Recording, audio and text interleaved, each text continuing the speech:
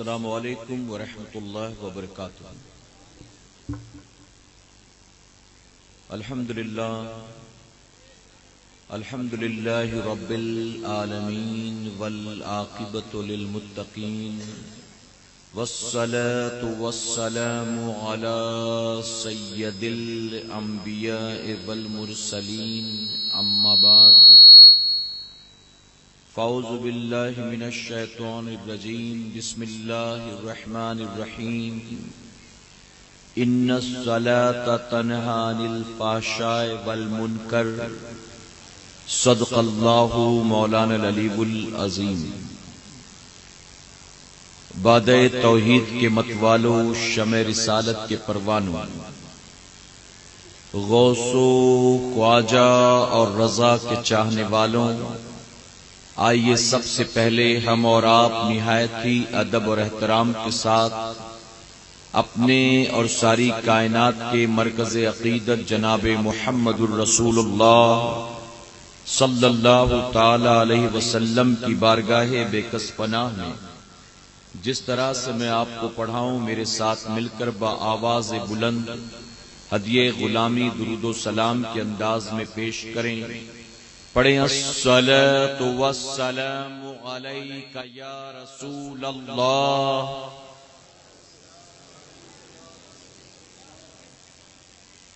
مجمع کے اعتبار سے آواز نہیں آ رہی ہے، میں جانتا ہوں کہ اس وقت ٹھنڈ بہت زیادہ ہے، لیکن باہر سردی ہے، ہمارے اور آپ کے سینوں میں ایمان کی گرمی موجود ہے، تو ذرا بلند آواز سے میرے ساتھ درود شریف پڑھنے کی آپ کوشش کریں۔ الصلاۃ والسلام علیک یا حبیب اللہ، الصلاۃ والسلام علیک یا نبی اللہ، وعلی آلک واصحابک یا نور اللہ صلی اللہ تعالی علیہ وسلم۔ رب کعبہ کی بارگاہ میں دعا ہے، مولا اپنے حبیب صاحب الاولاق صلی اللہ تعالی علیہ وسلم کے صدقۃ فیل ہم تمام حاضرین اور سامعین کو تو دم واپسی تک حق کہنے، حق سننے اور اپنے حق والے بندوں کے دامن سے وابستہ رہنے کی توفیق نصیب فرما۔ ساتھ ہی بارگاہ رب العزت میں دعا ہے کہ مولا ہم گناہگاروں سیاہ کاروں کو، ہمارے والدین کو اور ہماری قیامت تک آنے والی تمام نسلوں کو صحیح معنوں میں غوث و خواجہ اور رضا سے محبت کی توفیق نصیب فرما، اور اپنے ان محبوبین کی محبتوں کا صلہ ہمیں دنیا اور آخرت دونوں جہاں میں نصیب فرما۔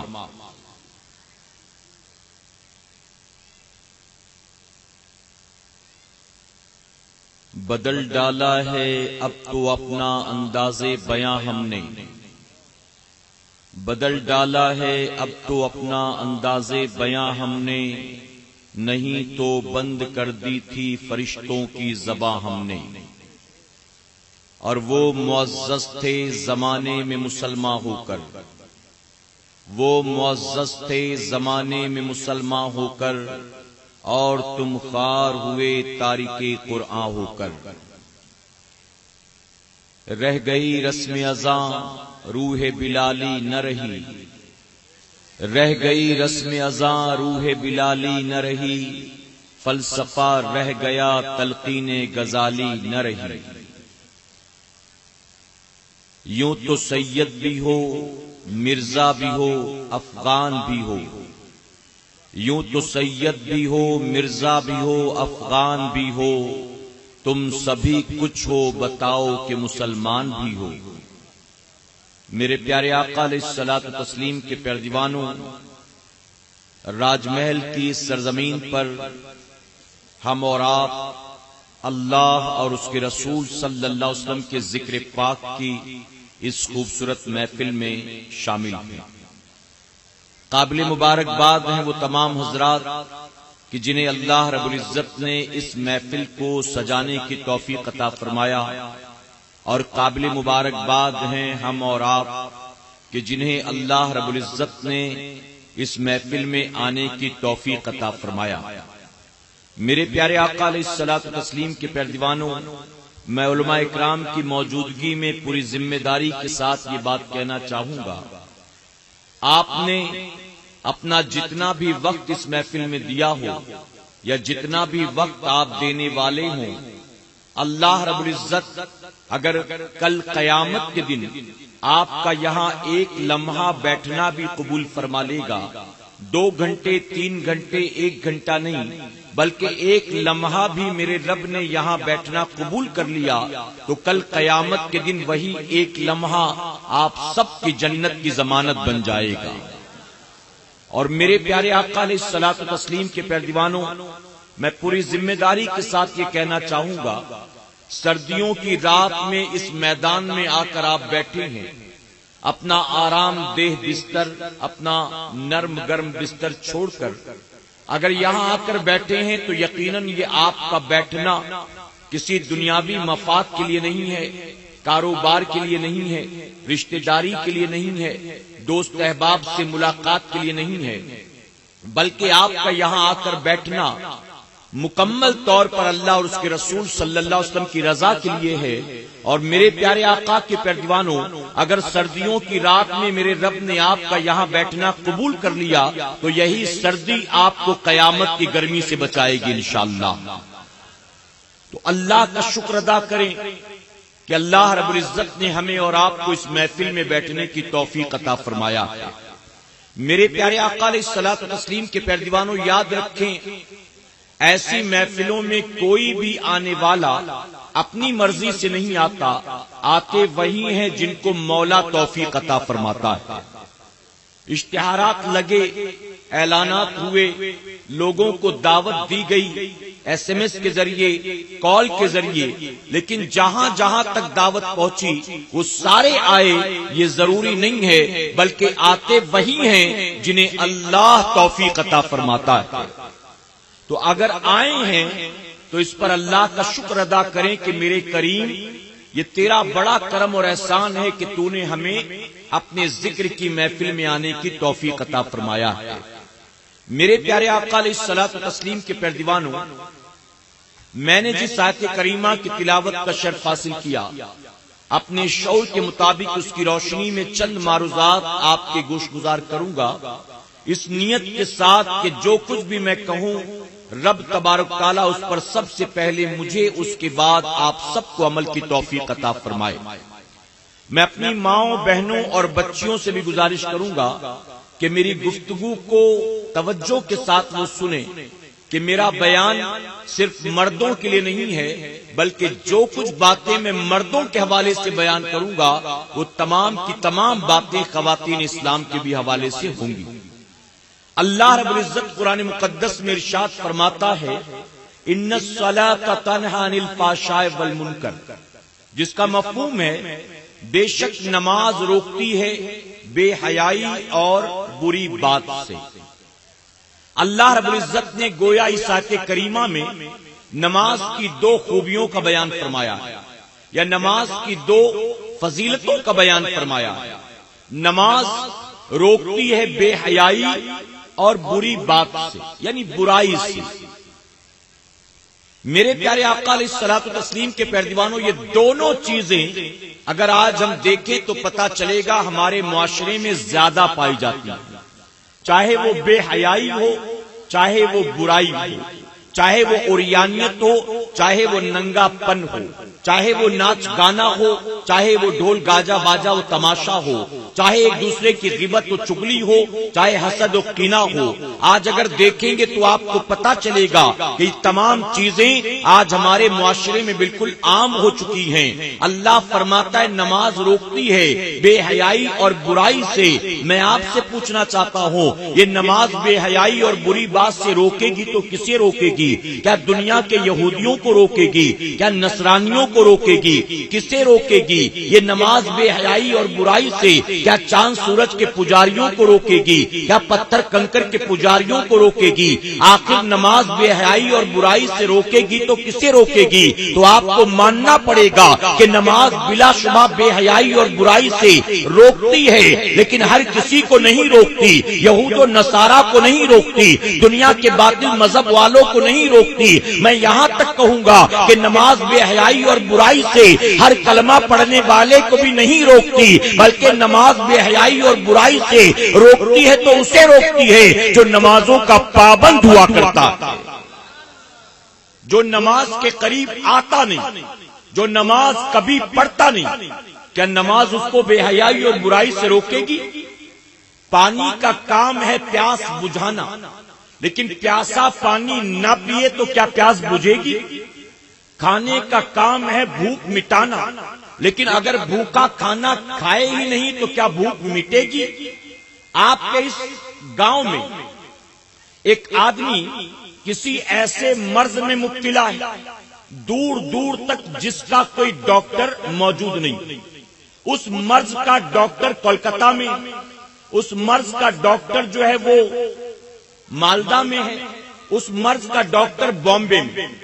اب وہ انسان جو اس بیماری میں مبتلا ہے اپنے بستر پر پڑا کراتا ہے، روتا ہے، چیختا چلاتا، اس ڈاکٹر کے پاس نہیں جاتا. کیا بتائیے اس کو اس بیماری سے شفا ملے گی؟ آرام ملے گا؟ نہیں. آپ کہیں گے اگر اس مرض سے چھٹکارا پانا ہے تو مریض کو اپنے گاؤں سے نکل کر ڈاکٹر کے پاس جانا ہوگا. جب تک ڈاکٹر کے پاس نہیں جائے گا مرض لا علاج نہیں ہے. اس کا ڈاکٹر موجود ہے، علاج بھی موجود، لیکن بات یہ ہے کہ آپ کے آس پاس موجود نہیں بلکہ وہ کہیں دور ہے. تو آپ نکل کر اس ڈاکٹر کے پاس جاتے تاکہ اس بیماری سے شفا مل جائے، آرام مل جائے. میرے پیارے آقا علیہ الصلوۃ والتسلیم کے پیروانوں، اسی طرح سے اگر اس بیماری سے چھٹکارا چاہتے ہیں تو اس بیماری کے اسپیشلسٹ ڈاکٹر کے پاس جانا ہوگا. اللہ نے فرمایا نماز روکتی ہے بے حیائی اور برائی سے. اب نماز بے حیائی اور برائی سے کسے روکے گی؟ ظاہر ہے جو نماز کے قریب آئے گا، اور جو نماز سرے سے پڑھتا ہی نہیں ہے نماز بلا بے حیائی اور برائی سے اسے کیسے روکے؟ آج ہماری سوسائٹی میں بے حیائی اور برائی ہے تو کیوں ہے؟ آج ہمارے معاشرے میں بے حیائی اور برائی ہے تو کیوں ہے؟ اس کی سب سے بڑی وجہ یہ ہے آج ہماری اکثریت ایسی ہے جو نماز نہیں پڑھتی. کتنے پرسنٹ لوگ نماز پڑھتے ہیں بتائیے؟ کتنے پرسنٹ؟ مسلمانوں میں ناچنے والے کتنے پرسنٹ ہیں؟ مسلمانوں میں فلم دیکھنے والے کتنے پرسنٹ ہیں؟ کتنے پرسنٹ ہیں جن کے موبائل میں گندے گندے ویڈیوز، گندے گندے گانے، گندی گندی فلمیں موجود ہیں؟ مسلمانوں میں کتنے پرسنٹ جھوٹ بولنے والے؟ مسلمانوں میں کتنے پرسنٹ ایک دوسرے کی غیبت و چغلی کرنے والے؟ مسلمانوں میں کتنے پرسنٹ ایک دوسرے سے حسد و کینہ رکھنے والے؟ مسلمانوں میں کتنے پرسنٹ گالی گلوچ کرنے والے؟ مسلمانوں میں کتنے پرسنٹ فلمیں اور ٹی وی سیریل دیکھنے والے؟ مسلمانوں میں کتنے پرسنٹ بات بات پر جھوٹی قسمیں کھانے والے؟ مسلمانوں میں کتنے پرسنٹ جو اپنے بھائی کو کماتا کھاتا دیکھ کر حسد کی آگ میں جلنے مرنے والے؟ مسلمانوں میں کتنے پرسنٹ جو کسی مسلمان کی ناک میں دم کرنے والے؟ مسلمانوں میں کتنے پرسنٹ ناچنے والے، ٹھمکے لگانے والے، تھرکنے والے، پٹاخے پھوڑنے والے؟ مسلمانوں میں کتنے پرسنٹ ہیں جو ان تمام برائیوں میں مبتلا ہیں؟ اور مسلمانوں میں کتنے پرسنٹ ہیں جو نماز پنجگانہ کے پابند ہیں؟ اگر سروے کیا جائے، اگر ریکارڈ نکالا جائے اور ایک رپورٹ تیار کی جائے تو پتا چلے گا برائیوں میں مبتلا لوگوں کی تعداد زیادہ ہے اور نماز پنجگانہ کے پابند بہت مختصر ہیں. اے مسلمانوں، جب مسلمان نماز نہیں پڑھتا تو پھر بے حیا نہیں ہوگا تو کیا ہوگا؟ برا نہیں ہوگا تو کیا ہوگا؟ بے غیرت نہیں ہوگا تو کیا ہوگا؟ جھوٹا مکار فریبی دھوکے باز نہیں ہوگا تو کیا ہوگا؟ اللہ کا وعدہ ہے اگر تو نماز کا پابند بن جائے گا نماز تجھ کو ان چیزوں سے بچا لے گی، لیکن جب تو نماز کے قریب آئے گا نہیں تو ان برائیوں سے بھلا بچے گا کیسے؟ میرے پیارے آقا علیہ الصلوۃ والتسلیم کے پیروانوں، میں آپ سے پوچھتا ہوں، آج روزی روٹی کو لے کر پریشان ہوں، بہت سے لوگ نوٹ بندی کا رونا رو رہے ہیں، 1 سال سے زیادہ کا وقت ہو گیا پھر بھی رو رہے ہیں۔ بہت سے لوگ جی ایس ٹی کا رونا رو رہے ہیں، بہت سے لوگ مہنگائی کا رونا رو رہے ہیں، بہت سے لوگ ریسیشن کا رونا رو رہے ہیں۔ تو طرح طرح کا رونا دھونا ہے۔ میں آپ سے پوچھتا ہوں، ان تمام چیزوں کے پیچھے آپ کہتے ہو گورنمنٹ کا ہاتھ، گورنمنٹ کی پالیسی کا ہاتھ، پولیٹیکل پارٹی کا ہاتھ، فلاں سنگٹھن کا ہاتھ ہے، فلاں دل کا ہاتھ ہے، فلاں آرگنائزیشن کا ہاتھ ہے۔ میں کہتا ہوں جو کچھ سیریا میں ہو رہا ہے آپ کہتے ہو امریکہ کا ہاتھ ہے، جو کچھ لیبیا میں ہو رہا ہے آپ کہتے ہو امریکہ کا ہاتھ ہے، جو کچھ غزہ میں ہو رہا ہے آپ کہتے ہو فلسطین کا، آپ کہتے ہو جو ہے یہودیوں کا ہاتھ ہے، جو کچھ پوری دنیا میں مسلمانوں کے خلاف ہوتا ہے آپ کبھی کبھی کہتے ہو سعودی عرب کا ہاتھ ہے۔ اے مسلمانوں، میں پوچھتا ہوں آپ سے، ان تمام چیزوں کے پیچھے کس کا ہاتھ ہے؟ آپ کو یہ اچھی طرح سے معلوم ہے، آپ فجر کی نماز نہیں پڑھتے، کبھی سوچا اس کے پیچھے کس کا ہاتھ ہے؟ فجر کی نماز میں نہیں اٹھتے، امریکہ کا ہاتھ ہے۔ ظہر اثر مغرب نہیں پڑھتے، کس کا ہاتھ ہے؟ مودی جی کا ہاتھ ہے، یوگی جی کا ہاتھ ہے، یہودیوں کا ہاتھ ہے۔ کس کا ہاتھ ہے اس کے پیچھے؟ جھوٹ پر جھوٹ آپ بولو، ہاتھ کس کا ہے اس کے پیچھے؟ ماں باپ کی عزت نہ کرو، ہاتھ کس کا ہے اس کے پیچھے؟ بڑوں کا احترام نہیں، چھوٹوں پر شفقت نہیں، 4 لوگوں میں بیٹھنے کی تمیز نہیں، بات چیت کرنے کا شعور نہیں۔ میں کہتا ہوں ہاتھ کس کا ہے اس کے پیچھے؟ کیا کہو گے ان ساری چیزوں کے پیچھے یہودیوں کا ہاتھ ہے، عیسائیوں کا ہاتھ ہے؟ اے سرکار مدینہ کے پیروانوں، دوسروں کے سر اپنے قصور کو مڑ دینا یہ بہت آسان ہے، اپنے گریبان میں جھانکنا اور اپنے دامن پر لگے داغ دھبوں کو دیکھنا اور اسے دور کرنے کی کوشش کرنا یہ بڑا مشکل ہے۔ اور ہمارا اور آپ کا معاملہ یہی ہے، ہم دوسروں کے سر بہت آسانی سے مڑ دیتے ہیں، اپنے گریبان میں جھانکنے کی کوشش نہیں کرتے۔ کل قیامت کے دن جب رب تبارک تعالی ہمارے گناہوں کے سبب ہماری پکڑ کرے گا، اس وقت کیا کہو گے؟ کہو گے مولا میں گناہ نہ کرتا، یہ شیطان تھا جس نے مجھ سے کروایا تھا، میں تو نماز کی پابندی کرتا، یہ شیطان تھا جس نے مجھ کو پڑھنے نہیں دیا، اے اللہ میں کبھی مسجدوں سے دور نہ جاتا، یہ شیطان تھا جس نے مجھ کو آنے نہیں دیا،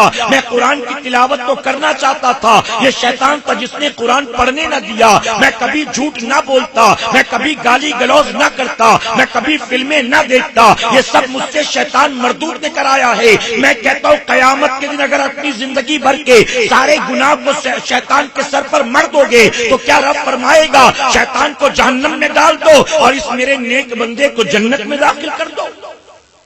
کیا یہ سب کہہ دینے سے بری ذمہ ہو جاؤ گے؟ میرے پیارے آقا علیہ الصلوۃ والتسلیم کے پیروانوں، اگر چاہتے ہو ہمارے گھروں سے، ہمارے خاندان سے، ہماری سوسائٹی، ہمارے معاشرے سے برائیوں کا خاتمہ ہو، بے حیائیوں کا خاتمہ ہو، تو ہمیں اس کے لیے کیا کرنا ہوگا؟ رب نے فرمایا نماز کی پابندی کرنی ہوگی۔ بندے تیرا کام نماز کی پابندی کرنا، بس تو نماز کے قریب آ، نماز تجھ کو خود بخود برائیوں سے دور کر دے گی۔ لیکن جب تو نماز پڑھے گا نہیں تو پھر ظاہر ہے تو گناہوں برائیوں سے بچے گا نہیں۔ ایک صاحب کہنے لگے حضرت میرے بیٹے کو سمجھائیے، 20 سال کا ہو گیا، میں بار بار کہتا ہوں لیکن نماز نہیں پڑھتا۔ ارے میری عمر تو جیسے تیسے نکل گئی، میں نہیں پڑھتا، کم سے کم یہ تو پڑھا کرے۔ اس کو سمجھائیں میں نہیں پڑھتا، میری عمر تو نکل گئی، یہ تو پڑھے۔ ہم نے کہا کہ اس کو بعد میں سمجھائیں گے، پہلے آپ کو سمجھانا ضروری ہے۔ آپ یہ کہتے ہو کہ میری زندگی تو جیسے تیسے کٹ گئی، یہ نماز کیوں نہیں پڑھتا؟ ارے میں نہیں پڑھتا نہ صحیح، یہ تو پڑھا کرے۔ ہم نے کہا یہی تو بہت بڑی غلط فہمی ہماری اور آپ کی، ہم سمجھتے ہم نہ پڑھیں اور دنیا نمازی بن جائے، یہ کیسے ہو سکتا ہے؟ اے سرکار مدینہ کے پیروانوں، اگر ماں باپ بے نمازی ہوں گے، اپنی اولاد کو مار مار کے نمازی بنانے کی کوشش کریں، اولاد کبھی نمازی بننے والی نہیں ہے، لیکن ماں باپ اگر نمازی ہوتے ہیں تو تاریخ گواہ ہے، اولاد کو مارنے پیٹنے دھمکانے کی ضرورت نہیں ہوتی۔ ماں باپ نمازی ہوتے ہیں، اولاد خود بخود نماز کی پابند ہو جایا کرتی ہے۔ امام عالی مقام نے اگر کربلا کے میدان میں 3 دن بھوک اور پیاس کے بعد حالت سجدہ میں سر کٹایا ہے تو کیوں اور کیسے کٹایا؟ تاریخ گواہ ہے. فرمایا گیا خاتون جنت حضرت فاطمہ الزہرا رضی اللہ عنہا کی عادت، آپ گھر کے تمام کاموں سے جب رات کو فارغ ہو جاتی، مولا علی کرم اللہ وجہ کریم سو جاتے، بچے امام حسن حسین سو جاتے، خاتون جنت وضو کر کے مصلی پر کھڑی ہو جاتی. ہماری مائیں بہنیں غور سے سنیں، فرمایا کہ ہر رات خاتون جنت کا یہی معاملہ تھا. آپ تمام کاموں سے فارغ ہوتی، بچوں کو سلاتی، اس کے بعد وضو کر کے مصلی پر کھڑی ہو جاتی، 2 رکعت نماز نفل کی نیت کر کے کھڑی ہوتی. اور تاریخ میں آتا ہے کہ پہلی رکعت کا پہلا سجدہ ابھی مکمل بھی نہ ہوتا کہ حضرت بلال اذان کی آواز بلند کر دیتے تھے، حی علی الصلاۃ حی علی الفلاح. جب خاتون جنت کے کانوں میں فجر کی اذان کی آواز سنائی دیتی تھی تو سجدے سے روتے روتے سر اٹھاتی تھی اور اللہ کی بارگاہ میں عرض کرتی تھی کہ اے اللہ، ابھی پیشانی میں سجدے مچلتے رہتے ہیں، ابھی دل کو سکون بھی نہیں ملتا کہ تیری رات ختم ہو جاتی ہے. اے مولا، موت دینے سے پہلے اپنی بندی فاطمہ کو ایک رات ایسی دے دینا کہ جی بھر کے وہ تیرا سجدہ کر سکے. یہاں مفسرین اور صوفیہ لکھتے ہیں کہ اب ایسی حالت میں جب خاتون جنت ایک سجدے میں پوری رات گزار دیا کرتی تھی، امام حسین کی آنکھ جب کھلی ہوگی رات کو، اپنی ماں کو بستر پر نہیں پایا ہوگا، اپنی ماں کو چولہا چوکی کرتا نہیں پایا ہوگا. امام عالی مقام نے رات کو جب بھی آنکھ کھولا ہوگا اپنی والدہ کو حالت سجدہ میں پایا ہوگا. پھر سو گئے، دوبارہ آنکھ کھلی تو ماں کو سجدے میں دیکھا، پھر سو گئے، تیسری بار آنکھ کھلی تو ماں کو سجدے میں دیکھا. گویا جب بھی رات کو آنکھ کھلتی تھی اپنی ماں کو بستر پر سوتا نہیں پاتے تھے بلکہ مصلی پر حالت سجدہ میں پاتے تھے. امام حسین نے جب اپنی زندگی بھر اپنی ماں کو حالت سجدہ میں ہر رات پایا ہے تو کربلا کے میدان میں آپ نے اپنی ماں کی محبتوں کا اور اپنے ماں کے دودھ کا یوں حق ادا کر دیا. اے امی جان، میں نے دیکھا ہر رات آپ ایک سجدہ کرتی تھی اور سجدے میں پوری رات گزار دیتی تھی. آج آپ کا دودھ ہے جو حسین کے رگوں میں خون بن کر دوڑ رہا ہے، آپ کا دودھ پی پی کر حسین پلا بڑا ہے. اے امی جان، آپ کے دودھ کا حق حسین یوں ادا کرے گا. ایک سجدے میں آپ پوری رات گزار دیتی تھی، آج حسین ایک ایسا سجدہ کرے گا کربلا کے میدان میں کہ سر جھکے گا میدان کربلا میں اور پھر یہ سر اٹھے گا میدان قیامت میں. جب ماں باپ نمازی ہوتے ہیں تو اولاد کو ڈانٹنے پھٹکارنے کی ضرورت نہیں، وہ خود بخود نمازی ہو جایا کرتے. سیدنا سرکار غوث اعظم کی والدہ نے کب مارا تھا غوث اعظم کو نمازوں کے لیے، کب دھمکایا تھا غوث اعظم کو نمازوں کے لیے. خواجہ خواجگاہ کے والدین نے کب آپ کو ڈانٹا تھا، گھر سے نکالا تھا، بھوکا پیاسا رکھا تھا نمازوں کے لیے. میرے پیارے آقا علیہ الصلوۃ والتسلیم کے پیروانوں، آج مائیں ٹی وی سیریل دیکھیں 4-4 5-5 گھنٹے اور یہ امید کریں کہ بیٹی نمازی بن جائے، بیٹی نمازی بن جائے. آج IPL کا میچ چلے اور باپ 6 گھنٹہ ٹیلی ویژن اسکرین کے سامنے بیٹھا ہو، ظہر کی اذان ہوئی، نماز کا وقت آیا گیا، عصر کی اذان ہوئی، نماز کا وقت آیا گیا، مغرب کی اذان ہوئی، نماز کا وقت آیا گیا.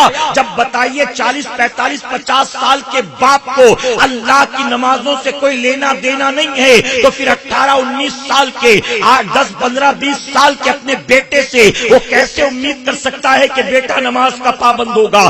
اگر ماں باپ چاہتے ہیں ان کی آنے والی نسلیں نمازوں کی پابند بن جائیں تو انہیں چاہیے کہ سب سے پہلے وہ خود نماز کی پابندی کرے. اور جانتے ہو جب نماز کی پابندی کرو گے اللہ تبارک تعالیٰ آپ کی روزی میں برکت عطا کرے گا، اللہ آپ کے چہرے کو نور عطا فرمائے گا، اللہ قبر کے اندر روشنی پیدا فرمائے گا، اللہ دنیا کی ہر مصیبت و بلا سے آپ کی حفاظت فرمائے گا، اللہ لوگوں کے دل میں آپ کی عزت پیدا فرمائے گا. اور اے سرکار مدینہ کے پیروانوں، آج ریسیشن GST اور نوٹ بندی کے دور میں حضور اکرم صلی اللہ علیہ وسلم کا فرمان سنائے دیتا ہوں. میرے آقا صلی اللہ علیہ وسلم نے فرمایا جو خود نماز کا پابند ہوتا ہے اور اپنے بیوی بچوں کو نماز کی تاکید کرتا ہے، اللہ اس کو اس جگہ سے روزی دیتا ہے جہاں اس کا گمان بھی نہیں جاتا، سوچ بھی نہیں سکتا کہ کہاں سے آ گیا. میں نے تو سوچا تھا یہ مہینہ کیسے گزرے گا، میں نے تو سوچا تھا بچوں کی فیس بھرنی ہے، انتظام کہاں سے ہوگا. میں نے تو سوچا تھا 3 مہینے کے بعد بیٹی کی شادی ہے، کہاں سے پیسے لاؤں گا؟ یہ اللہ نے غیب سے انتظام کر دیا، کہاں سے کیسے؟ حضور اکرم صلی اللہ علیہ وسلم فرماتے آسان سا نسخہ ہے، اگر چاہتے ہو اللہ غیب سے روزی میں برکت دے، گورنمنٹ کی پالیسیز پر روزی کی برکت ڈیپینڈ نہیں ہے، پی ایم سی ایم کے فارمولے، ان کے طریقے اور ان کی اسٹریٹجی اور ان کے پلان، ان کے بجٹ پر اے مومن تیری روزی میں برکت کا اس سے کوئی تعلق نہیں ہے، بلکہ تو نماز کا پابند بن جا، اپنے بیوی بچوں کو نماز کا پابند بنا دے۔ آقا نے فرمایا اللہ اس جگہ سے روزی دے گا جہاں تیرا گمان بھی نہیں جاتا۔ اور میں اپنی قوم کے نوجوانوں سے کہوں گا، 11ویں شریف کا مہینہ ابھی گزرا ہے، حضور غوث اعظم کی نیاز کھائی ہوگی، لنگر بھی لوٹا ہوگا، بیانات بھی سنے ہوں گے۔ سیدنا سرکار غوث اعظم رضی اللہ عنہ ارشاد فرماتے ہیں وہ نوجوان جو جوانی میں نیک بن گیا ہوگا، توجہ ہے نا آپ کی، وہ نوجوان جو جوانی میں نیک بن گیا ہوگا، نماز پنجگانہ کا پابند ہوگا، ماں باپ کی عزت کرتا ہوگا، بڑوں کا احترام کرتا ہوگا، چھوٹوں پر شفقت کرتا ہوگا، مسجد کے نمازیوں کی قدر کرتا ہوگا، میں عبد القادر وعدہ کرتا ہوں وہ نوجوان کل قیامت میں چاہے جہاں بھی ہوگا میں اس کو تلاش کروں گا اور اس کا ہاتھ پکڑ کے اسے اپنے ساتھ جنت میں لے کر جاؤں گا۔ میرے پیارے آقا علیہ الصلوۃ والتسلیم کے پیارے جوانوں، آج بے برکتی کے شکار ہم اور آپ کیوں؟ اس کی وجہ کہ ہمیں دنیا کی تمام چیزوں کی فکر ہے، ہمیں فکر نہیں تو اللہ کے سجدوں کی فکر نہیں، نماز پنجگانہ کی فکر نہیں، سردیوں کی رات میں اپنے گھر سے نکل کر مسجد تک جانا تو دور کی بات، یہاں دوپہر کا وقت ہو مسلمان نماز کے لیے اپنے گھر سے نہیں نکلتا، نمازوں کی حفاظت نہیں کرتا، اور یہاں تک مجھے معذرت کے ساتھ کہنا پڑتا فجر کے وقت جب اذان ہوتی ہے تو دنیا کے نچنیے گویوں کی نیند میں خلل پیدا ہو جاتی، وہ شکایت کرتے کہ ان کی اذان کی وجہ سے ہماری نیند ٹوٹ جاتی، ان کی اذانوں کی وجہ سے ہم کو ڈسٹرب ہوتا ہے۔ ارے دنیا کے نچنیے گویے فجر کی اذان ہوتی ہے تو ان کی آنکھ کھل جاتی ہے، اے مسلمان تو کیسا بےحس ہو گیا کہ تیرے کان پر جو تک نہیں رینگتی؟ ارے اذان اس کو جگانے کے لیے نہیں ہوئی تھی، اذان ہوئی تھی تجھ کو جگانے کے لیے، اور تو پیر پسارے سویا پڑا ہے اور وہ دنیا میں روتا پھر رہا ہے کہ میری نیند ٹوٹ جاتی ہے، مجھے سونے نہیں ملتا، ان کی اذان مجھ کو ڈسٹرب کر دیتی ہے۔ میرے پیارے آقا علیہ الصلوۃ والتسلیم کے پیارے جوانوں، میں ذمہ داری کے ساتھ کہتا ہوں تم دنیا میں جتنا کما لو، جتنا کھا لو، جتنا چاہے جمع کر لو، جتنا چاہے ایک سے ایک خوبصورت لباس پہن لو، کبھی تمہارا پیٹ بھرنے والا نہیں ہے۔ اور یہ ہائے دنیا، ہائے دنیا، ہائے پیسہ، ہائے پیسہ، یہ جو دنیا کے پیچھے لالچی کتوں کی طرح لگے ہو اور نمازوں کی پرواہ نہیں کرتے، یاد رکھنا مرنے کے بعد قبر میں 1 روپیہ بھی لے کر جانے والے نہیں ہو۔ جنہوں نے ہم سے پہلے دھن دولت اکٹھا کی،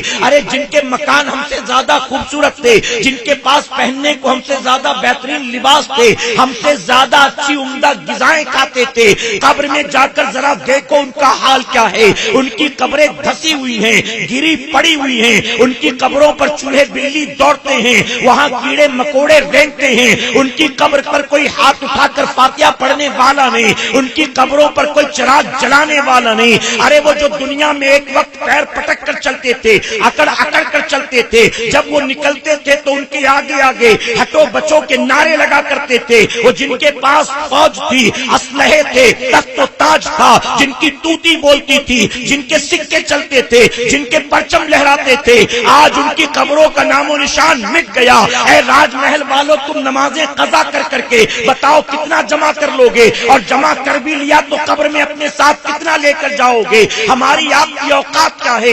ارے وہ سکندر جسے فاتح دنیا کہا جاتا ہے، جس نے آدھی دنیا کو فتح کر لیا تھا، اور جانتے کس عمر میں فتح کیا؟ 50 سال کی عمر میں نہیں، 60 سال کی عمر میں نہیں، بلکہ 32 سال کا کڑیل جوان ہے سکندر، آدھی دنیا کا فاتح ہے۔ جب زندگی کا آخری وقت آیا تو جانتے ہو سکندر نے کیا وصیت کی؟ سکندر نے وصیت کیا جب مجھے قبر میں اتارنا، میرے دونوں ہاتھ کفن سے باہر نکال دینا۔ لوگوں نے کہا آپ ایسا کیوں چاہتے ہیں؟ شریعت کا حکم یہ ہے کہ کفن کے اندر ہاتھ ہونے چاہیے، آپ باہر کیوں نکلوانا چاہتے ہیں؟ تو کہا میں اپنے بعد آنے والے لوگوں کو بتانا چاہتا ہوں آدھی دنیا کو میں نے فتح کر لیا، لیکن پھر بھی قبر میں گیا تو ہاتھ خالی تھا، کوئی پراپرٹی کا کاغذ میرے ہاتھ میں نہیں تھا، کوئی بینک بیلنس میرے ہاتھ میں نہیں تھا، کسی بینک کے پاس بک میرے ہاتھ میں نہیں تھے، کوئی کریڈٹ کارڈ میرے ہاتھ میں نہیں تھا، کوئی دنیا کی مال و متاع میرے ہاتھ میں نہیں تھی۔ تو میرے بعد آنے والے دیکھیں اور عبرت حاصل کریں،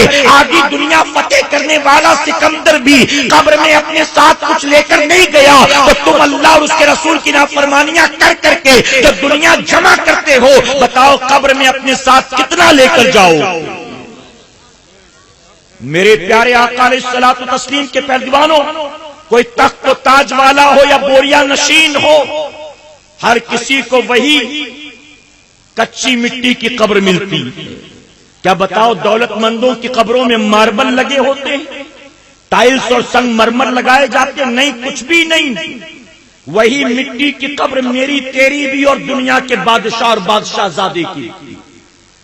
وہاں بھی کھجور کی چٹائی اور آپ کے ہمارے پاس بھی کھجور کی چٹائی۔ ان کی قبروں میں سونے چاندی کے برگے نہیں لگتے، بلکہ ہماری قبر میں جو لکڑی لگائی جاتی ہے ویسی لکڑی کے برگے ان کی قبروں میں۔ جو ہمارا اور آپ کا انجام ہوتا ہے وہی انجام ان کا۔ ذرا سوچو کس غفلت کی نیند کے شکار ہیں ہم اور آپ۔ میں پوچھتا ہوں اگر ایک وقت کی نماز قضا کرتے 1000 2000 نہیں، ایک وقت کی نماز قضا کر کے 1 لاکھ روپیہ کماتے، 5 وقت کی نماز قضا کر کر کے روزانہ 5 لاکھ کما لیتے، سال بھر میں 1.5 کروڑ۔ میں پوچھتا ہوں آپ مہینے بھر میں 1.5 کروڑ۔ میں آپ سے پوچھتا ہوں 5 وقت کی نماز قضا کر کر کے اگر 5 لاکھ روپیہ روز کماتے، 40 سال 50 سال تک نمازیں قضا کر کر کے کروڑوں نہیں اربوں جمع کر لیا، لیکن جب دنیا سے جاؤ گے تو ان اربوں خربوں میں سے اپنے ساتھ کتنا لے کر جاؤ؟ کتنا لے کر جاؤ؟ حضور اکرم صلی اللہ علیہ وسلم نے ارشاد فرمایا ہر شخص کے 3 دوست ہوا کرتے، 3 ساتھی ہوتے، اور فرماتے ہیں ایک ایک کر کے 2 دوست ساتھ چھوڑ دیتے، لیکن تیسرا دوست ایسا ہے جو قبر میں بھی ساتھ جاتا ہے، وہ کبھی ساتھ نہیں چھوڑتا، قبر میں بھی ساتھ جاتا ہے۔ پوچھا گیا یا رسول اللہ صلی اللہ علیہ وسلم وہ 3 دوست کون؟ تو فرماتے ہیں سب سے پہلے مال، ہر انسان کا دوست مال ہوتا، اس کے بعد اس کی آل ہوتی، اور اس کے بعد تیسرا دوست اس کے اعمال ہوتے۔ فرماتے جسم سے روح کا رشتہ ٹوٹا، سب سے پہلے مال اس کا ساتھ چھوڑ دیتا ہے۔ ایک آدمی کروڑ پتی، روح نکال لی گئی جسم سے، اب بتائیے اپنے مال و دولت سے کوئی فائدہ اٹھا سکتا ہے؟ وہ کہے گا چلو ایک نیا سوٹ پہن لیں، چلو ورلڈ ٹور پر چلے جائیں، چلو حج کر کے آ جائیں۔ جب جسم سے روح نکال لی گئی اس کی مال و دولت اس کے کام آنے والی ہے؟ نہیں، کوئی فائدہ نہیں۔ فرماتے سب سے پہلے مال اس کا ساتھ چھوڑتا، اور اس کے بعد قبر تک لے جا کر قبر میں اتار کر اس کی آل اس کا ساتھ چھوڑ دیتی۔ اولاد، دوست احباب، رشتہ دار، بھائی بہن سب ساتھ چھوڑ دیتے ہیں، قبر تک ساتھ ہے، پھر ان کا بھی ساتھ ختم۔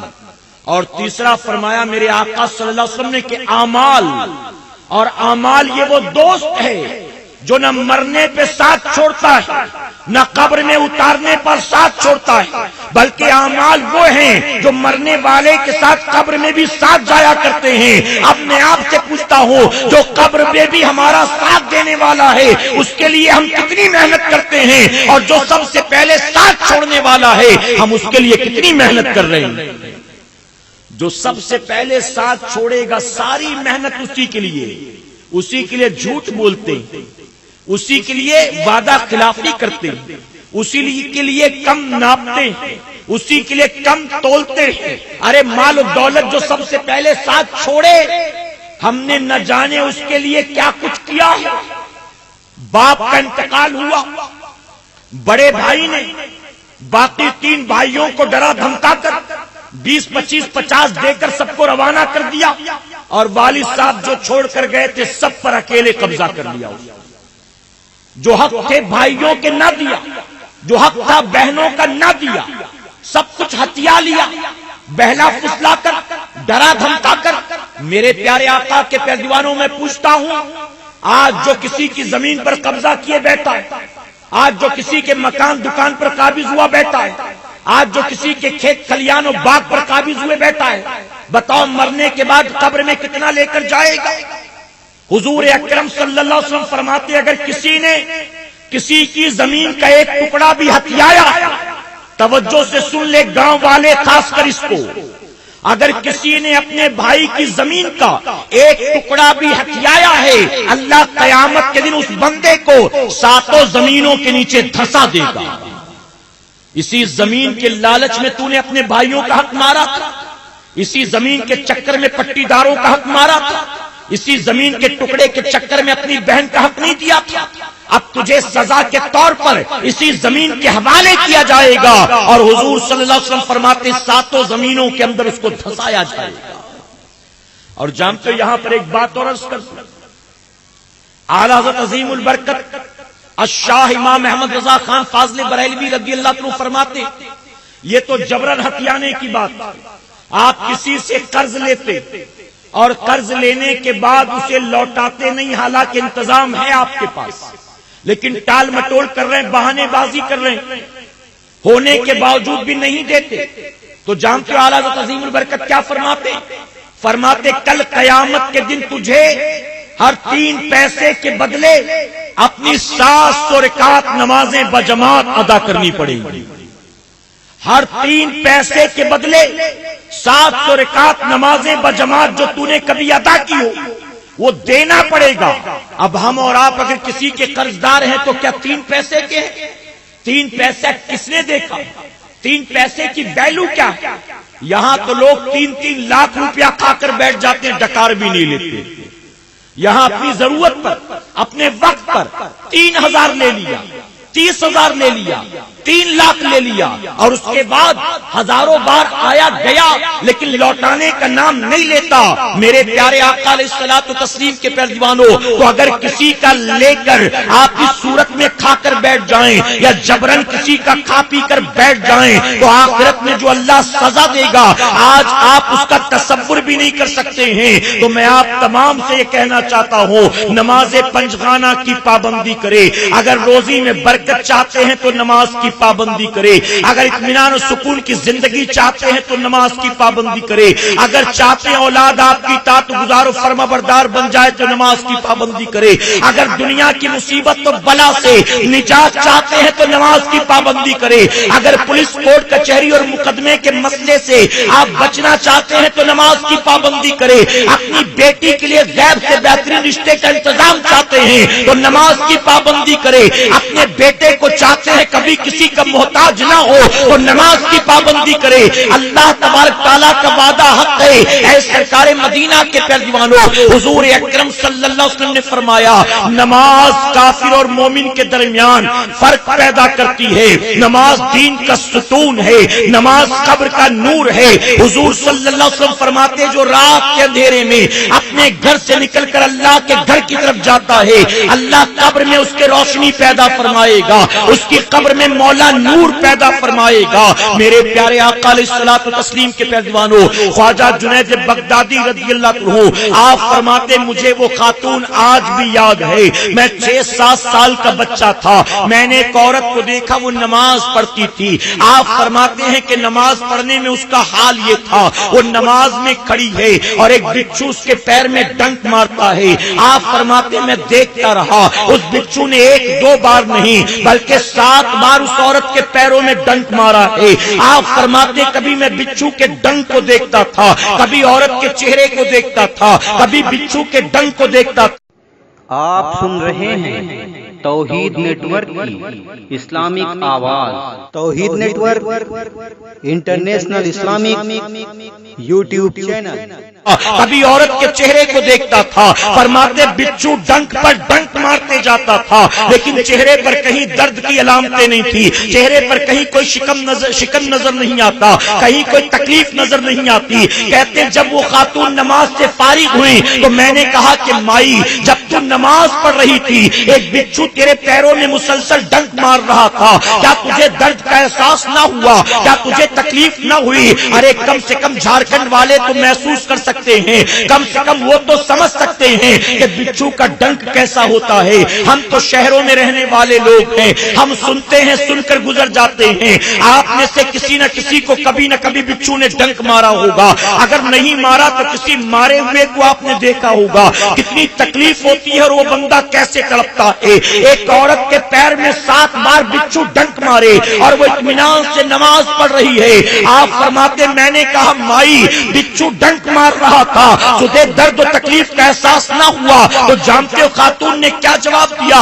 غور سے سنیں اور دل کے نہا خانے میں جگہ دے اور اسی کو اپنے لیے فارمولا بنا لے۔ وہ خاتون کہتی جنید، ارے جس کے سامنے آخرت کی تکلیفیں ہوں اس کے لیے دنیا کی تکلیفیں کیا معنی رکھتی ہیں؟ اے جنید، میں آخرت کی تکلیفوں کو دور کرنے میں لگی تھی، میرے مولا نے مجھ کو دنیا کی تکلیف سے بچا لیا ہے۔ اے مسلمانوں، پتا چلا جس کی نظر آخرت کی تکلیفوں پر ہوتی ہے، جس کے سامنے قبر کا منظر ہوتا ہے، جس کے سامنے میدان قیامت ہوتا ہے، جس کے سامنے محشر کی گرمی ہوتی ہے، جس کے سامنے سورج کی سختی ہوتی ہے، جس کے سامنے محشر کا سوال و جواب حساب کتاب ہوتا ہے، جس کے سامنے جہنم کی آگ ہوتی ہے، اللہ تبارک تعالیٰ اس بندے مومن کو دنیا کی تکلیف سے بچا لیتا ہے۔ آج دنیا کی تکلیفوں میں ہم اور آپ مبتلا کیوں ہیں؟ تو میں ذمہ داری سے کہوں گا یہ ساری تکلیفیں اور مصیبتیں اس لیے ہیں کیونکہ آج کے دور کے مسلمان نے آخرت کی تکلیفوں کو فراموش کر دیا۔ ایسا کھانے کمانے میں مست ہیں کہ نہ کبھی موت کا خیال آتا ہے، نہ کبھی قبر کا خیال آتا ہے، نہ کبھی محشر کا خیال آتا ہے۔ میں آپ سے پوچھتا ہوں، یہ نرم نازک بدن، تھوڑی سی سردی زیادہ ہو تو تڑپ اٹھتے ہو، تھوڑی سی گرمی زیادہ ہو تو تڑپ اٹھتے ہو، تھوڑی سی بارش کم زیادہ ہو جائے تو تڑپ اٹھتے ہو۔ جو معمولی تکلیفیں برداشت نہ کر سکے، بجلی چلی جائے تو کیا کریں؟ انورٹر لگا رکھا ہے، بیٹری خرید رکھی ہے، چارجیبل لائٹس لے رکھا ہے ہم نے۔ میں پوچھتا ہوں یہ دنیا کا معاملہ ہمارا اور آپ کا کہ تھوڑی دیر اندھیرا ہم اور آپ برداشت نہ کر سکیں، یہاں پر روشنی کے لیے ہاتھ پیر مارے اور نہ جانے کیا کیا کوششیں کریں۔ جب مرنے کے بعد قبر میں جائیں گے تو کبھی سوچا کہ وہاں کیسے اجالا ہوگا، وہاں کون سی روشنی، کون سا انورٹر، کون سا جنریٹر، کون سی بیٹری، کون سا پاور بینک ہوگا؟ کبھی سوچا اس کے بارے میں؟ حضور اکرم صلی اللہ علیہ وسلم فرماتے ہیں جو رات کے اندھیرے میں اپنے گھر سے نکل کر اللہ کے گھر کی طرف جاتا ہے، اللہ اس کی قبر کے اندر روشنی پیدا فرمائے گا، اللہ اس کی قبر میں۔ کیا ہم نے اور آپ نے کوشش کی ہے اس بات کی کہ مرنے کے بعد ہماری قبروں میں روشنی ہے؟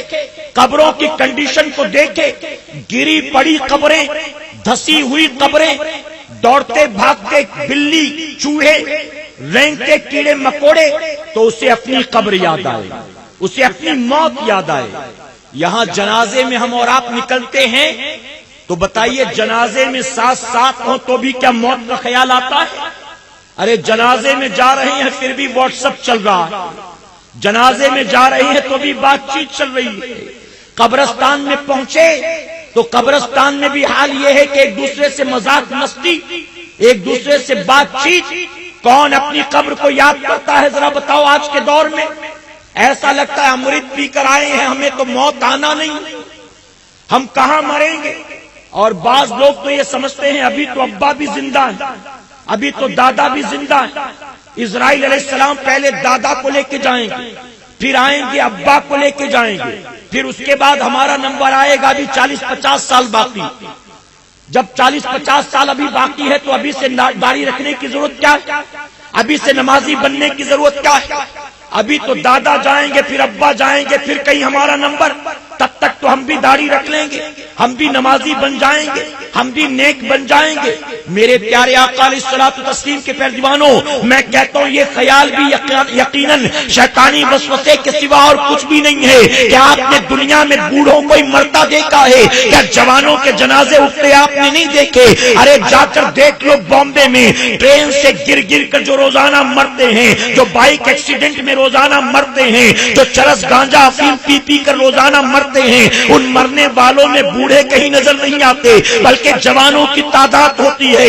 اور جانتے امام غزالی رحمۃ اللہ علیہ آپ فرماتے جاؤ جا کر کسی آبادی میں دیکھو، تمہیں بوڑھے زیادہ نظر آتے ہیں کہ جوان زیادہ نظر آتے ہیں؟ لوگوں نے کہا بوڑھے کم ہیں جوان زیادہ ہیں، تو آپ فرماتے جانتے اس کی وجہ کیا ہے؟ اس کی وجہ کہ ہر جوان بوڑھا ہوگا یہ ضروری نہیں ہے، بلکہ دنیا میں کئی جوان ایسے ہیں جو بڑھاپے سے پہلے دنیا سے رخصت ہو جاتے ہیں۔ ہر جوان کو بڑھاپا آئے گا کوئی گارنٹی نہیں ہے۔ آگے فرماتے ہیں کسی آبادی میں تم دیکھو تمہیں جوان زیادہ نظر آتے ہیں کہ بچے زیادہ نظر آتے ہیں؟ لوگوں نے کہا بچے زیادہ ہیں جوان کم ہیں، تو فرماتے جانتے اس کی وجہ کیا ہے؟ ہر بچہ جوانی کی دہلیز تک بھی نہیں پہنچتا، بلکہ دنیا میں بہت سے بچے ایسے ہیں جو بچپن ہی میں دنیا سے رخصت ہو جاتے ہیں۔ اے مسلمانوں، ہم کون سی غفلت کی نیند میں کھوئے ہیں؟ ہم تو ابھی بڑھاپے کے انتظار میں بیٹھے ہیں، جب بوڑھے ہوں گے تو داڑھی رکھیں گے، جب بوڑھے ہوں گے تو کرتا پیجامہ سلوا لیں گے۔ ابھی تو جینس پہننے کی عمر ہے، ابھی تو شارٹ شرٹ پہننے کی عمر ہے، ابھی تو ٹی شرٹ پہننے کی عمر ہے، ابھی تو برموڈا پہننے کی عمر ہے، ابھی تو تھرکنے کی عمر ہے، ابھی تو لڑکیوں سے دوستی کرنے کی عمر ہے، ابھی تو سیٹیاں بجانے کی عمر ہے، ابھی تو واٹس ایپ اور فیس بک کی عمر ہے، ابھی تو ہنسی ٹھٹوں کی عمر ہے۔ جب بوڑھے ہوں گے تو مسجد کی چٹائیاں پھاڑیں گے، جب بوڑھے ہوں گے تو اپنے لیے ٹوپی خرید لیں گے، جب بوڑھے ہوں گے تو تسبیح ہاتھ میں رکھا کریں گے، جب بوڑھے ہوں گے تو گھر بار چھوڑ کے مسجد میں اللہ اللہ کرتے رہیں گے۔ اے سرکار مدینہ کے پیروانوں، یہ سوائے شیطانی وسوسے کے کچھ بھی نہیں ہے۔ میں کہتا ہوں شیطان آپ کو نیکیوں سے غافل کرنے کے لیے دل میں اس طرح کے وسوسات پیدا کرتا ہے۔ ارے آپ بوڑھے بھی ہوگے، کیا بتاؤ کوئی ڈاکٹر بھی اس کی ضمانت دے سکتا ہے؟ میرے پیارے آقا علیہ الصلوۃ والتسلیم کے پیروانوں، سیدنا نوح علیہ السلام، آؤ نوح علیہ السلام کے زمانے کا واقعہ بتاؤں میں آپ۔ دنیا کی مصیبت و بلا پریشانیوں سے نجات چاہتے ہو، روزی میں خیر و برکت چاہتے ہو، اپنے آپ کو برائی بے حیائی سے بچانا چاہتے ہو، آؤ دیکھو سیدنا نوح علیہ السلام جب پانی کا عذاب آنے والا تھا، رب نے فرمایا کہ نوح ایک کشتی تیار کرو اور پانی کا عذاب آنے سے پہلے جو آپ کے امتی ہیں، آپ کے فرمانبردار، آپ کے چاہنے والے، ان سب کو کشتی میں جمع کر لینا۔ جتنے کشتی میں ہوں گے بچ جائیں گے، اور جو کشتی میں نہیں ہوگا وہ ہلاک ہو جائے گا۔ نوح علیہ السلام اپنے امتیوں کو انفارم کرتے رہے، خبر دیتے رہے۔ فرمایا گیا خبر دیتے دیتے دیتے دیتے آپ دریا کے کنارے پہنچے۔ وہاں ایک جھوپڑے کے اندر ایک بوڑھی عورت رہتی تھی، غریب کمزور بڑھیا ایک جھوپڑی میں رہتی تھی۔ اللہ کے نبی نے جا کر ملاقات کی، بڑی نیک تھی، نمازی تھی، پرہیزگار تھی، نوح علیہ السلام کا کلمہ پڑھنے والی، محبت کرنے والی۔ اللہ کے نبی نے فرمایا کہ اللہ کی بندی، ان قریب اللہ کا عذاب آئے، عذاب آنے سے پہلے تو میری کشتی میں چلی آنا۔ اللہ کا وعدہ ہے جو کشتی میں ہوں گے وہ محفوظ ہوں، علاوہ اس کے سارے مارے جائیں گے۔ اس بندی نے کہا اللہ کے نبی آپ کا بہت بڑا احسان کہ آپ نے مجھے بتا دیا، اب ایک احسان مجھ پر اور یہ کریں کہ جب وہ عذاب آنے والا ہو تو مجھے اطلاع کریں۔ میں اپنے گھر میں رہتی ہوں، اللہ اللہ کرتی ہوں، کہیں آتی جاتی نہیں، تو آپ مجھے صرف بتا دینا کہ عذاب آنے والا تھا کہ میں کشتی میں آ جاؤں۔ نوح علیہ السلام نے وعدہ کر لیا، چلے گئے۔ فرمایا گیا پانی کا عذاب آیا، اللہ تبارک تعالیٰ نے نوح علیہ السلام کے دل سے اس بڑھیا کا خیال نکال دیا۔ پانی کا عذاب آیا، یہاں تک کہ نوح علیہ السلام کا اپنا بیٹا بھی ہلاک ہوا۔ پہاڑ کی چوٹی پر چڑھا کے بچ جاؤں گا، بچ نہ سکا، جتنے تھے سارے کے سارے مارے گئے۔ اب جب کشتی جودی پہاڑ پر لگی، لوگ نیچے اترے، اللہ نے دوبارہ نوح علیہ السلام کے دل میں بڑھیا کا خیال ڈالا۔ اللہ کے نبی کو یاد آیا کہ میں نے وعدہ کیا تھا، پھر میں بھول کیسے گیا، چلے جا کر دیکھیں بڑھیا کا حال کیا۔ اللہ کے نبی جب اس تک پہنچے، دور سے دیکھا جھوپڑی صحیح سلامت نظر آتی، آگے بڑھے، قریب آئے، جب آ کر دیکھا دروازہ کھلا تھا، اندر دیکھا تو جانتے ہو کیا پایا؟ آپ نے دیکھا وہ گڑیا اللہ کے سجدوں میں لگی تھی، اللہ کی عبادت میں لگی تھی۔ اللہ کے نبی حیران، جو کشتی میں تھے بچ گئے، جو زمین پر تھے وہ مارے گئے، یہ گڑیا بھلا کیسے بچ گئی؟ جب اس عورت نے سلام پھیرا، اللہ کے نبی نے سلام کیا، عورت نے جواب دیا، اور جواب دے کر کہتی اللہ کے نبی آپ مجھے بلانے آئے ہیں، کیا بتائیے عذاب آنے والا ہے۔ حضرت نوح علیہ السلام فرماتے ہیں اے اللہ کی بندی مجھے تعجب ہوتا ہے، ارے عذاب آیا چلا بھی گیا، کیا تجھے خبر نہ ہوئی؟ تو جانتے اس عورت نے کیا جواب دیا تھا؟ اس عورت نے جواب دیا قسم اے اللہ کے نبی، جس اللہ نے قسم اس ذات کی جس نے آپ کو حق نبی بنا کر پیدا کیا، ارے میں تو اللہ کی عبادت میں لگی تھی، کب عذاب آیا کب گیا مجھے خبر ہی نہیں۔ اے مسلمانوں کیا پتا چلا؟ جو اللہ کی عبادت میں لگ جاتا ہے، اللہ کے سجدوں کا پابند ہو جاتا ہے، اللہ تبارک تعالیٰ صرف دنیا کی تکلیفوں سے نہیں بلکہ بڑا سے بڑا عذاب بھی آئے، میرا کریم اس عذاب سے بھی اپنے عابد بندے کی حفاظت فرماتا ہے۔ ہمیں اور آپ کو چاہیے کہ نماز کی پابندی کریں، کہیں انشاءاللہ۔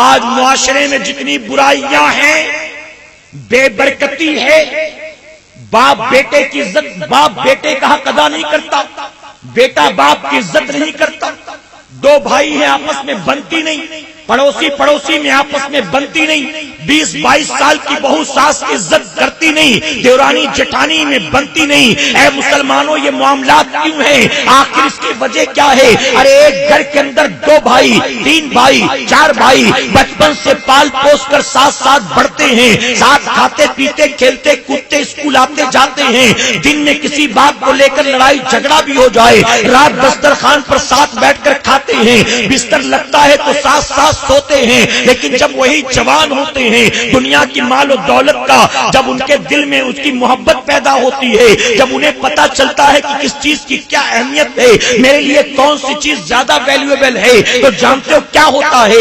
ایک بھائی دوسرے بھائی کے خون کا پیاسا ہو جاتا ہے، ایک بھائی دوسرے بھائی کی شکل دیکھنا پسند نہیں کرتا ہے۔ میں کہتا ہوں یہ سارے معاملات کیوں ہیں؟ اس کی وجہ یہ ہے جب سے ہم نے اور آپ نے اللہ اور اس کے رسول کی نافرمانی کرنی شروع کر دی، تب سے دنیا کی مصیبت و بلا نے ہمارے گھر کا پتہ دیکھ لیا ہے۔ اگر ہم اور آپ آج بھی چاہتے ہیں اللہ ہمارے گھر میں رحمت کے فرشتے اتارے، آج بھی چاہتے ہیں اللہ روزی میں خیر و برکت عطا کرے، تو اس کا سب سے آسان طریقہ یہ ہے ہم دنیا سے اپنے منہ کو پھیر کر اپنی پیشانی کو اپنے مولا کے حضور جھکا دیں۔ ہم نہیں کہتے تسبیح لے کر جنگلوں بیابان میں چلے جاؤ، ہم نہیں کہتے مصلی اٹھا کر کسی پہاڑ کی چوٹی پر چلے جاؤ، ارے نہیں حلال روزی کماؤ، آپ کالج میں ہو پڑھائی کرو، آپ یونیورسٹی میں ہو پڑھائی کرو، آپ مارکیٹ میں ہو بزنس کرو، آپ دنیا کے تمام حلال جائز کاروبار کرو، اسلام نے روکا نہیں ہے، لیکن اگر اللہ کے سجدوں سے منہ پھیر کر آپ دنیا جمع کرتے رہو گے تو یاد رکھنا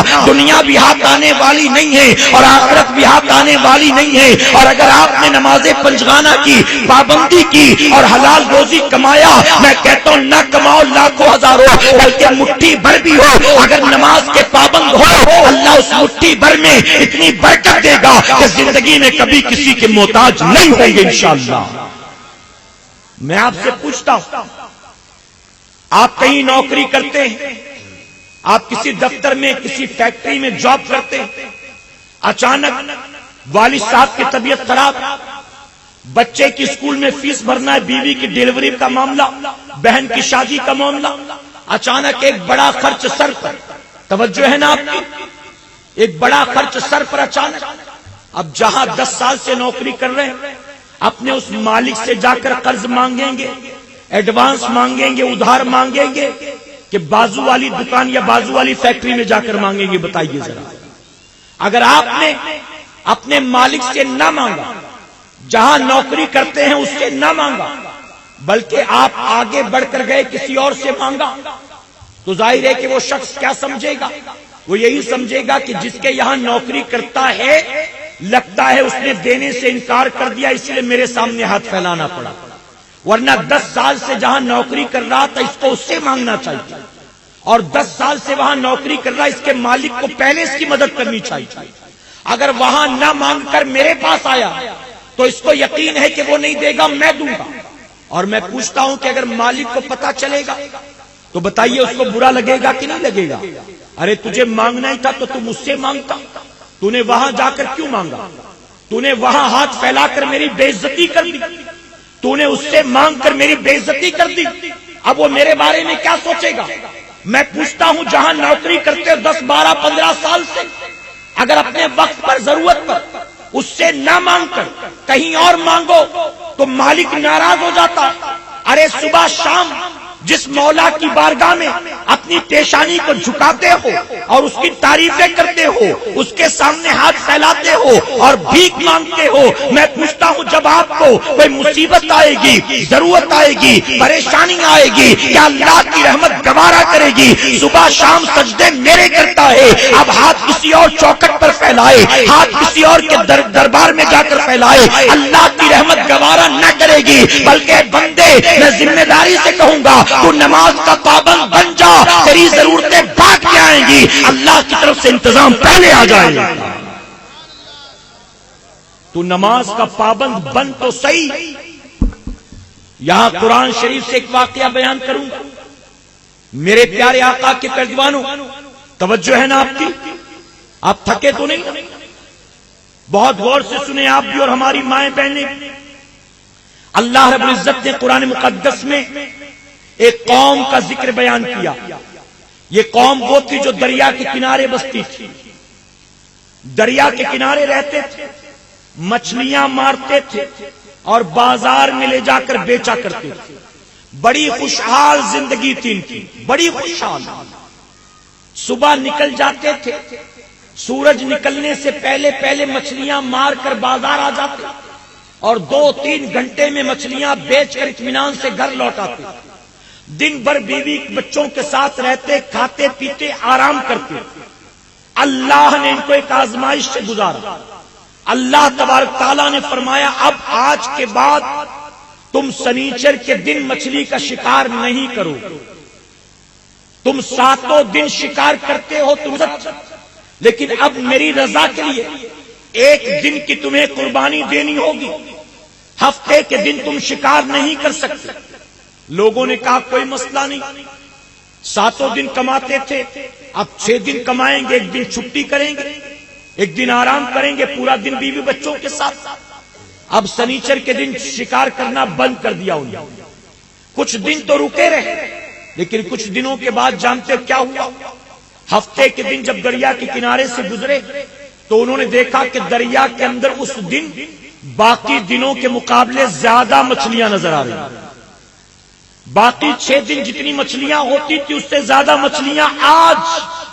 اب شیطان نے دل کے اندر لالچ پیدا کیا، اب کیلکولیشن شروع کر دیا، حساب کتاب شروع کر دیا۔ ایک دن شکار نہ کر کے کتنا نقصان ہو رہا ہے ہمارا۔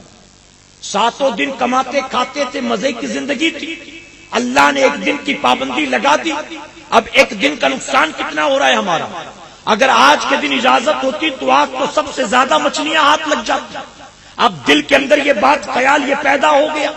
انہوں نے ایک میٹنگ کال کی اور میٹنگ کے اندر بڑے بڑے پڑھے لکھے اس دور کے جمع ہوئے اور رائے مشورہ ہوا کہ کیا کریں۔ اگر سنیچر کو شکار کرتے تو اللہ ناراض، اور نہیں کرتے ہیں تو اتنا بڑا نقصان، اب کوئی راستہ ہے تو بتاؤ۔ تو جانتے ہیں اس دور کے جو اوور اسمارٹ لوگ، جو بہت زیادہ اپنے آپ کو پڑھا لکھا سمجھتے ہیں نا، اوور اسمارٹ، ان لوگوں نے مشورہ دیا۔ کیا مشورہ؟ ان لوگوں نے کہا اللہ نے سنیچر کو شکار کرنے سے منع کیا ہے نا، ہم سنیچر کو شکار نہیں کریں گے، ہم جمعہ کی رات کو جال ڈال دیں گے اور اتوار کو صبح نکالیں گے۔ تو نتیجہ یہ ہوگا کہ سنیچر کو شکار بھی نہیں کریں گے اور سنیچر کے دن والی مچھلیاں بھی ہمارے جال میں پھنس جائیں گی۔ اب یہ چلے تھے چال چلنے، اور یہ جو اوور اسمارٹ ہوتے ہیں نا، یہ ہر دور میں نقصان دہ ہوا کرتے ہیں، وہ چاہے تسلیمہ نسرین ہو، چاہے وہ سلمان رشدی ہو، چاہے وہ ذاکر نائک ہو، چاہے وہ XYZ کوئی بھی ہو۔ یہ جو اوور اسمارٹ ہوتے ہیں نا، جو دین میں عقل کے گھوڑے دوڑانا شروع کر دیتے ہیں، اللہ اور اس کے رسول صلی اللہ علیہ وسلم کے فرمان کے مقابلے اپنی عقل کے گھوڑے دوڑاتے ہیں. یہ صرف اپنا نقصان نہیں کرتے، جو ان کے پیچھے چلے سب کو جہنم میں ڈال دیتے، سب کو جہنم میں ڈال دیتے. اب لوگوں نے مشورہ مان لیا کہ بڑا اچھا مشورہ ہے. لوگوں نے جمعہ کی رات کو جال ڈالا اور اتوار کو نکالا. نتیجہ یہ ہوا کہ مچھلیاں اچھی خاصی ہاتھ لگ گئی. بڑے خوش ہوئے، دعائیں دی مشورہ دینے والوں کو، دعائیں دی. کچھ لوگ تھے جنہوں نے کہا نہیں ہم تو یہ بھی نہیں کریں گے. وہ الگ ہو گئے، وہ الگ ہو گئے، وہ بستی چھوڑ کر الگ ہو گئے کہ ہمیں ایسے لوگوں کے ساتھ رہنا بھی نہیں جو اللہ کی نافرمانی کرتے. اور یہ اسلام کا طریقہ، جو اللہ اور اس کے رسول صلی اللہ علیہ وسلم کی نافرمانی کرے، جو شریعت کے خلاف کوئی کام کرے، فرمایا گیا اس کا سوشل بائیکاٹ کر دیا جائے. اس کا حقہ پانی بند، نہ رشتہ داری کرنا، نہ آنا جانا، نہ دعوت دینا، نہ بلانا، نہ خیر وافیت، کچھ بھی نہیں. یہ سوشل بائیکاٹ کا طریقہ اسلامی. تو کچھ لوگوں نے کہا کہ تم نے نافرمانی کی، ہم تم سے الگ ہوتے، تم سے بیزار. میرے پیارے آقا کے پیارے دیوانوں، یہ لوگ مچھلیاں پکڑ کر لائے، بازار میں بیچا، بڑی دولت کمائی. کھانے پینے کے بعد رات اطمینان سے سوئے. جب صبح سو کر اٹھے تو جانتے ہو حال کیا تھا. جن جن لوگوں نے یہ کیا تھا، اللہ تبارک تعالیٰ نے اس پوری قوم کی شکل کو بدل دیا. ان کے جسم تو انسانوں والے تھے، لیکن سب کی شکلیں بندروں کی شکل میں تبدیل کر دی گئی. ایک دوسرے کے چہرے کو دیکھتے تھے، اپنا سر پیٹتے تھے، روتے تھے، اپنی غلطی پر پچھتاتے تھے، لیکن اب عذاب میں مبتلا کر دیے گئے تھے. میں آپ سے پوچھتا ہوں، انہوں نے کیا کیا تھا؟ شراب پیا تھا، زنا کیا تھا، چوری کی تھی، سود کھایا تھا، جوا کھیلا تھا، کسی کا قتل کیا تھا. انہوں نے کیا کیا تھا؟ ارے روزی کمانا حلال تھا، جائز تھا. رب نے فرمایا میرے لیے ایک دن حلال کو بھی چھوڑ دے، میرے لیے ایک دن جائز کو بھی چھوڑ دے. ایک دن میرے لیے تو اس حلال اور جائز سے اپنے آپ کو بچا لے. وہ اپنے آپ کو نہ بچا سکے. ارے شراب نہ پیتی، زنا نہ کیا تھا، کسی کا قتل نہ کیا تھا، چوری ڈاکہ نہیں کیا تھا. ایک حلال روزی جس سے کمانے سے اللہ نے روکا، انہوں نے کیا. اللہ نے پوری قوم پر عذاب مسلط کر دیا. آج بتاؤ ہم حلال سے نہیں حرام میں مبتلا ہیں. اللہ نے جن جن چیزوں سے منع کیا، 1450 سال پہلے میرے آقا صلی اللہ علیہ وسلم نے جن برائیوں کے دروازوں پر تالے لگا دیے، آج ہم وہ سارے کام کرتے ہیں. میرے پیارے آقا کے پیارے دیوانوں، آج مسلمان کون کون سے گناہ نہیں کرتا. میں بہت معذرت کے ساتھ کہوں گا، جھوٹ بولنا، وعدہ خلافی کرنا، یہ تو عام بات ہو گئی ہے. اب تو حال یہ ہے کہ جھوٹ بول کر ہم جھوٹ کو برا بھی نہیں سمجھتے، ہم جھوٹ کو گناہ بھی نہیں سمجھتے. اور بعض لوگ تو ایسے ہیں جو یہاں تک کہہ دیتے حضرت آپ ہم کو نہ سکھائیں. بعض لوگ کہتے حضرت برا مت مانیں. ارے جھوٹ نہیں بولیں گے تو دکان پہ تالا لگانا پڑے گا، جھوٹ نہیں بولیں گے تو کام دھندا چوپٹ ہو جائے گا. ارے ہماری پوری دکانداری جھوٹ پر ہے، آج پورا کاروبار اس کی بنیاد جھوٹ پر ہے. اگر جھوٹ نہیں بولیں گے تو بزنس نہیں ہوگا، جھوٹ نہیں بولیں گے تو کسٹمر نہیں آئیں گے، جھوٹ نہیں بولیں گے تو پارٹی کام دینا بند کر دے گی. ہم سمجھتے ہیں جھوٹ کی بنیاد روزی میں برکت ہو رہی ہے. اچھی طرح سے ایک بات ذہن میں محفوظ کر لو، اگر اللہ اور اس کے رسول صلی اللہ علیہ وسلم نے کسی چیز سے ہم کو منع کر دیا تو اس میں سوائے نقصان کے کبھی فائدہ نہیں ہو سکتا. اگر بظاہر فائدہ نظر آتا ہے تو یہ شیطان ہے جو اس برائی کو اچھا بنا کر ہمارے سامنے پیش کرتا ہے. اے مسلمانوں، جھوٹ بول بول کر اگر 4 پیسے کما بھی لوگے تو پیسہ ڈاکٹر کے پاس جائے گا. اگر جھوٹ بول کر 4 پیسہ کما بھی لوگے وہ پیسہ وکیل کو دینا پڑے گا، وہ پیسہ پولیس والوں کو دینا پڑے گا، وہ پیسہ رشوت میں دینا پڑے گا، وہ پیسہ آپریشن میں دینا پڑے گا، وہ پیسہ سرجری میں دینا پڑے گا، وہ پیسہ بچے کے ایڈمیشن کے لیے ڈونیشن میں دینا پڑے گا. حرام نے کمایا ہے تو یہ پیسہ یہی خرچ ہوگا. اور اگر محنت تو حلال کا کمایا ہے، اللہ حلال میں برکت دیتا ہے، حرام میں کبھی برکت نہیں دیتا. میں کہتا ہوں حرام کا لاکھوں کما لے، زندگی بھر روتا نظر آئے گا. اور حلال کا ایک پیسہ بھی ہاتھ میں ہوگا، اللہ زندگی میں کسی کا محتاج نہیں بنائے. میرے پیارے آقا علیہ الصلوۃ والتسلیم کے پیارے دیوانوں، وہ حلال سے اپنے آپ کو نہ روک سکے، نتیجہ کیا ہوا؟ ہم تو حرام میں مبتلا. جھوٹ بولنا، غیبت کرنا، ناچنا گانا، یہ تو چھوٹی چھوٹی باتیں ہو گئی. آج میں پوچھتا ہوں، ہماری بارات جب نکلتی ہے، لڑکے والے بارات لے کے نکلتے ہیں، لڑکے والے بنا ڈی جے کے پہنچتے ہیں لڑکی والوں کے دروازوں پر، بنا ڈی جے کے، بنا پٹاخے پھوڑے. اور معذرت کے ساتھ کہوں گا، برا مت ماننا، ہم نے ایک شادی میں دیکھا حاجی صاحب کے بیٹے کی بارات جا رہی تھی. ہم نے کہا حاجی صاحب کم سے کم آپ تو ڈی جے نہ بجاتے، کم سے کم آپ کے بچے تو پٹاخے نہ پھوڑتے. تو حاجی صاحب کیا کہتے جانتے ہو؟ حاجی صاحب کہتے ہیں کہ حضرت برا مت ماننا، اگر ہم ڈی جے نہیں بجائیں گے لوگ سمجھیں گے وہابی ہو گیا، وہابی ہو گیا. معاذ اللہ، سنیوں کو خود ہی پتہ نہیں کہ سنیت کیا ہے. سنی سمجھتا ہے ڈھول بجانا سنیت کی پہچان ہے، سنی سمجھتا ہے ناچنا گانا سنیت کی پہچان ہے، سنی سمجھتا ہے رات کو رت جگہ نہیں ہوگا تو لوگ سمجھیں گے وہابی ہو گیا. اور ہماری بہنوں کے رت جگے کا حال کیا ہے؟ معاذ اللہ شرم آتی کہتے ہوئے، ارے رات بھر شادیوں کے گھر میں رات بھر رت جگے ہوتے ہیں. ہوتا کیا ہے؟ کچھ عورتیں ڈھول بجاتی ہیں، کچھ عورتیں گلگلا بناتی ہیں، کچھ عورتیں مردوں کے کپڑے پہن کر ناچتی ہیں. رات بھر نہ جانے کیسے کیسے خرافات، اور صرف فلمی نغمے نہیں گائے جاتے بلکہ آج تو عورتیں گندی گندی گالیاں بھی گایا کرتی ہیں، گندی گندی گالیاں گاتی ہیں. جو مرد چھتوں پر سو رہے ہیں کسی کے چہرے پر کالی پوت دیتی ہیں، کسی کو دوپٹہ اڑا دیتی ہیں، لڑکیاں لڑکوں کے لباس پہن کر ناچتی ہیں. اور رات بھر جو ہے ہنگامہ کرنے کے بعد ہوتا کیا ہے؟ وہ 7 گلگلے لے جا کر صبح فجر میں مسجد کے طاق پر رکھ دیتی ہیں. وہ یہ سمجھتی ہیں کہ 7 گلگلے طاق پر رکھ دیا، اب رات بھر جو کیا ہے اللہ اس کو معاف فرما دے گا. ناچنا نہیں دیکھا جائے گا، ہنگامہ نہیں دیکھا جائے گا، عریانیت بے حیائی نہیں دیکھی جائے گی، ڈھول بجانا نہیں دیکھا جائے گا. یہ تو وہی ہوا، کسی شاعر نے کہا رات بھر شراب پی صبح کو توبہ کر لی، رات بھر شراب پی صبح کو توبہ کر لی، رند کے رند رہے ہاتھ سے جنت نہ گئی. ارے رات بھر ناچا گایا اور مسجد کے طاق میں چند گلگلے رکھ کر اللہ کو منا لیا. یہ کیسی سوچ ہے ہماری اور آپ کی، یہ کیسی فکر ہے ہماری اور آپ کی. میں کہتا ہوں جو اپنی بچیوں کی شادیوں میں، جو اپنے بیٹوں کی شادیوں میں ڈی جے بجایا کرتے ہیں، میں کہتا ہوں دیکھ لو ان کو 2-4 سال میں. ارے جن لوگوں نے اپنی بیٹیوں کو بیاہ ہے ڈی جے بجا کر، ان کی بیٹیاں سسرال جا کر عزت نہیں پاتی ہیں، اپنے شوہر سے جوتے ہی کھاتی ہیں. اور جنہوں نے اپنے بیٹوں کی بارات نکالی ہے ڈی جے بجا کر، وہ گواہ ہے اس بات کے کہ جو اپنے بیٹوں کو بیاہتے ہیں ڈی جے بجا کر، ان کے بیٹے 3 مہینے کے بعد بیوی کا ہاتھ پکڑ کے نکل جاتے ہیں. بوڑھی ماں کی عزت نہیں کرتے، بوڑھے باپ کا احترام نہیں کرتے، اور پھر ماں باپ روتے پھرتے ہیں ہم سے تو دھوکہ ہو گیا، ہمارا بیٹا ہاتھ سے نکل گیا، ہم کو نہیں پتا تھا کہ لڑکی ایسی ہوگی. میں کہتا ہوں ناچ گا کر،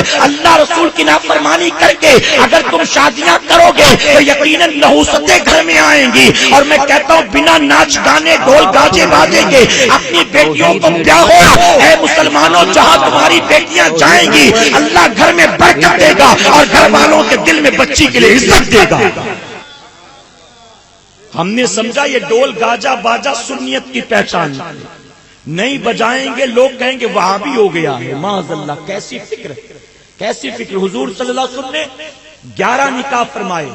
میں کہتا ہوں وہاں کہیں ڈھول تھا، وہاں کہیں طبلہ ہارمونیم تھا. اپنی سوسائٹی سے ختم کرو ان برائیوں کو، کہیں انشاءاللہ. میرے پیارے آقا علیہ الصلوۃ والتسلیم کے پہلوانوں، نماز کے پابند بن جاؤ، اپنی اولاد کو نماز کی تاکید کرو. اگر چاہتے ہو آنے والی نسلوں کا مقدر تابناک ہو، اگر چاہتے ہو آنے والی نسلوں کا مقدر سنور جائے، تو ہمیں اور آپ کو نماز کا پابند بننا ہوگا، کہیں انشاءاللہ. اب آخری بات عرض کروں گا، اجازت ہے آپ. 10 محرم کی تاریخ میدان کربلا میں صبح سے جنگ جاری. توجہ ہے نا آپ کی؟ صبح سے جنگ جاری، یہاں تک کہ جمعہ کا دن تھا، نماز کا وقت ہو گیا. جو کربلا میں نہیں تھے وہ نماز جمعہ ادا کر رہے تھے. کربلا والے ظہر پڑھنا چاہتے تھے. امام علی مقام نے اپنے ایک ساتھی کو بھیجا، کہا جاؤ جا کر یزیدیوں سے کہو تھوڑی دیر کے لیے جنگ کو روک دے، ہمیں اتنی مہلت دے کہ ہم اللہ کا سجدہ کر لیں. جب امام حسین نے اپنے قاصد کو بھیجا تو جانتے ہو شمر لین نے کیا کہا؟ ظالم کہنے لگے یزیدی کہ حسین کو جان بچانے کا بڑا اچھا طریقہ سوجا. حسین یہ سمجھتے ہیں کہ نماز کے بہانے ان کی جان بخش دی جائے گی. حسین سے جا کر کہو نماز پڑھنے کا بہت شوق ہے تو پہلے یزید کی بیعت کر لیں. اگر یزید کی بیعت کر لیں گے تو جتنی نمازیں پڑھنا چاہیں پڑھیں، ہم انہیں روکنے والے نہیں۔ اور بنا یزید کی بیعت کیے اگر حسین نے نماز شروع کر دی تو سن لو، ہم بھی ان کے سجدے دیکھ کر پیچھے نہیں ہٹیں گے، بلکہ حالت سجدہ میں ان کی گردن کو کاٹ دیں گے۔ حسین سے کہو نماز پڑھنا ہے تو پہلے بیعت کرو، بن بیعت کے نماز شروع مت کرنا۔ آپ کے قاصد نے واپس آ کر کہا کہ ظالم ماننے کو تیار نہیں، ہمیں دھمکی دے رہے ہیں کہ بنا بیعت کے نماز مت پڑھنا ورنہ مارے جاؤ گے۔ تو جانتے ہو امام حسین نے کیا فرمایا؟ امام عالی مقام نے کہا جاؤ، جا کر یزیدیوں سے کہہ دو ہمیں دھمکیاں دینا بند کر دیں، اگر وہ حالت سجدہ میں سر کاٹنے پر آمادہ ہیں تو ہم بھی حالت سجدہ میں سر کٹانے پر آمادہ ہیں۔ ہم یزید کی بیعت کرنے کو تیار نہیں اور جان بوجھ کر ایک وقت کی نماز بھی قضا کرنے کو تیار نہیں۔ سر کٹے تو کٹے، لیکن ہم نماز قضا نہیں کر سکتے۔ یہ کون کہہ رہا ہے؟ جس کے نام کا تعزیہ اٹھاتے ہو ہر سال، جس کے نام کا جھنڈا اٹھاتے ہو ہر سال، جس کے نام سے نوحہ مرثیہ ماتم کرتے ہو ہر سال، جس کے نام سے نہ جانے کیا کچھ ہنگامے کرتے ہو ہر سال۔ میں کہتا ہوں معذرت کے ساتھ اے سنیوں، تمہیں کربلا کے میدان سے تعزیہ مل گیا، علم و جھنڈا مل گیا، سبیل و کھچڑا و شربت مل گیا، تمہیں یہ ساری چیزیں کربلا کے میدان سے مل گئی۔ اگر تمہیں نہ ملا تو امام حسین کا سجدہ میں نہ ملا۔ ارے میرے امام نے حالت سجدہ میں سر کٹا کے بتا دیا، قیامت تک آنے والی نانا کی امت دیکھ لے، حسین کو اپنی جان سے اتنا پیار نہیں ہے جتنا پیار نبی کی آنکھوں کی ٹھنڈک نماز سے ہے۔ اور حسین نے سجدے میں سر کو کٹا کے بتا دیا، حسین سب کچھ لٹانا تو گوارا کر سکتا ہے لیکن ایک وقت کی نماز جان بوجھ کر چھوڑنا گوارا نہیں کر سکتا۔ آج ہم حسینی کہلانے والے ذرا بتائیے ہم کیا نمازوں کی فکر کرتے ہیں؟ امام اعظم ابو حنیفہ رضی اللہ عنہ، سیدنا سرکار غوث اعظم رضی اللہ عنہ، خواجہ معین الدین حسن سنجری ثم اجمیری چشتی رضی اللہ عنہ، ان تینوں بزرگوں کی تاریخ اٹھا کر دیکھو، فرمایا گیا یہ وہ اللہ والے تھے جنہوں نے 40 سال تک عشاء کے وضو سے فجر کی نماز کو ادا فرمایا۔ 40 سال تک عشاء کے وضو سے فجر کی نماز، یا ہم 40 سال کے ہو گئے، کتنی فجر پڑھی اور کتنی عشاء پڑھی ہے ذرا غور کر کے دیکھ لو، کتنی فجر پڑھی اور کتنی عشاء پڑھی غور کر کے دیکھ لو۔ ہم نے آپ کے علاقے میں عصر کی نماز، مغرب کی نماز، عشاء کی نماز پڑھی اور ہم نے اپنی آنکھوں سے مسجد میں نمازیوں کی تعداد دیکھا، جو صفیں تھی ان صفوں میں سوائے بوڑھوں کے جوان نظر نہیں آتا۔ جوان کہاں گیا؟ جوان کہاں گیا؟ جلسے جلوس میں جوان ہے، مسجدوں میں جوان نظر نہیں آتا، لنگر ڈیگ میں جوان ہے، اللہ کے سجدے کرتا جوان نظر نہیں آتا۔ میرے پیارے آقا علیہ الصلوۃ والتسلیم کے پیروانوں، سیدنا سرکار غوث اعظم رضی اللہ عنہ فرماتے، توجہ ہے نا آپ کی، سیدنا سرکار غوث اعظم فرماتے ہیں بے نمازی کو مسلمانوں کے قبرستان میں دفن مت کرو۔ میں آپ سے پوچھتا ہوں، اگر ابا بے نمازی، اگر بھائی بے نمازی، اگر بیوی بے نمازی، تو انتقال کے بعد کیا چتا پر رکھو گے؟ انتقال کے بعد کیا گنگا کے حوالے کرو گے؟ کیا کرو گے ان کا؟ حضور غوث اعظم نے فرمایا بے نمازی کو مسلمانوں کے قبرستان میں دفن مت کرو۔ میں کہتا ہوں جو 11ویں کی نیازیں کرتے ہیں نمازیں نہیں پڑھتے، کیا غوث اعظم ان بے نمازیوں کے تحفوں کو قبول کریں گے؟ غوث اعظم ان بے نمازیوں کے تحفوں کو قبول کریں گے؟ میں اپنی بہنوں سے کہنا چاہوں گا، توجہ سے سنیں، حضور اکرم صلی اللہ علیہ وسلم فرماتے اللہ اس گھر کو ہرا بھرا رکھ، اس گھر کو ہرا بھرا رکھ، اس گھر کو ہرا بھرا رکھ، جس گھر میں رات کے اندھیرے میں اٹھ کر تیرا بندہ اپنی بیوی، تیرا بندہ سجدہ کرتا اور اپنی بیوی کو تیرے سجدے کے لیے جگایا کرتا، اور بیوی نہیں اٹھتی تو اس کے منہ پر پانی کے چھینٹے مار کر اسے جگاتا۔ آگے آقا صلی اللہ علیہ وسلم فرماتے اللہ اس گھر کو ہرا بھرا رکھ، اس گھر کو ہرا بھرا رکھ، اس گھر کو ہرا بھرا رکھ، جس گھر میں رات کے اندھیرے میں اٹھ کر تیری بندی تیرا سجدہ کرتی اور اس کے بعد اپنے شوہر کو تیرے سجدے کے لیے جگایا کرتی ہے، اور شوہر نہیں اٹھتا تو اس کے منہ پر پانی کے چھینٹے مار کر اسے جگاتی ہے۔ میں پوچھتا ہوں آپ کے اس پھلوریا میں، آپ کے اس راج محل میں، آپ کے اس جھارکھنڈ میں ایک گھر بھی ایسا ہے جہاں شوہر بیوی کو پانی کے چھینٹے مار کر فجر کی نماز کے لیے جگاتا ہو؟ ایک گھر بھی ایسا ہے جہاں بیوی شوہر کو پانی کے چھینٹے مار کر فجر کی نماز کے لیے جگاتی ہو؟ ارے ہم سب کے گھروں کا حال تو یہی ہے، یہاں بیوی پیر پسارے سوئی ہے، وہاں شوہر پیر پھیلائے سویا ہے۔ نہ شوہر کو نماز فجر کی فکر ہے اور نہ بیوی کو نماز فجر کی فکر ہے، اور اس کے بعد نکلیں گے امام صاحب کے پاس، حضرت دعا کر دے روزی میں برکت نہیں ہو رہی ہے، حضرت دعا کر دے بیٹی 22 سال کی ہو گئی رشتہ نہیں آ رہا ہے، حضرت دعا کر دے بیٹا ڈگری لے کر گھوم رہا ہے نوکری نہیں مل رہی ہے، حضرت دن بھر دکان پر بیٹھتا ہوں روزی نہیں آتی ہے۔ اے مسلمانوں، دن رات لوگوں سے دعاؤں کی درخواست کراتے ہو پھر بھی روزی میں برکت نہیں ہوتی، تو جانتے وجہ کیا ہے؟ حضور اکرم صلی اللہ علیہ وسلم نے فرمایا نمازیوں کی دعاؤں میں بے نمازیوں کا کوئی حصہ نہیں ہوتا۔ آپ لاکھ نمازیوں سے دعائیں کراؤ، آپ نماز نہیں پڑھتے، آپ کی روزی میں کبھی برکت ہونے والی نہیں۔ اگر چاہتے ہو روزی میں برکت ہو تو صرف نمازیوں سے دعائیں نہیں کرانا، خود نماز کی پابندی کرنا۔ کہ انشاءاللہ ہماری مائیں بہنیں اور بچیوں کا حال یہ، آج یہ بابا کل وہ بابا، آج یہ پیر صاحب کل وہ پیر صاحب، یہ مجاور وہ مجاور، یہ چوکھٹ وہ بارگاہ، دن رات یہاں وہاں گھومتی پھرتی ہے بھکارنیوں کی طرح۔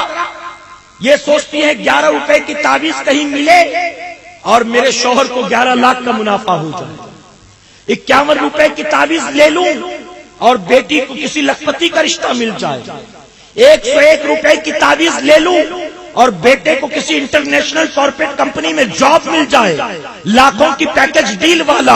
ارے میں کہتا ہوں دنیا کے پاس جاتی ہو تم بھیک مانگنے کے لیے، بھکارنیوں کی طرح ان کی چوکھٹ پر تم لائن لگا کر کھڑی رہتی ہو، کیا تمہیں یاد نہیں ہے؟ ارے جب مسجدوں سے حیا علی الصلاۃ حیا علی الفلاح کی آوازیں آئیں تم ابا وضو مصلی بچھا کر بیٹھ جاؤ، اللہ کی بارگاہ میں پیشانی کو جھکا دو۔ میں علماء کی موجودگی میں ذمہ داری سے کہوں گا، یہاں پیشانی زمین پر جھکے گی وہاں اللہ شوہر کی روزی میں برکت عطا فرمائے گا۔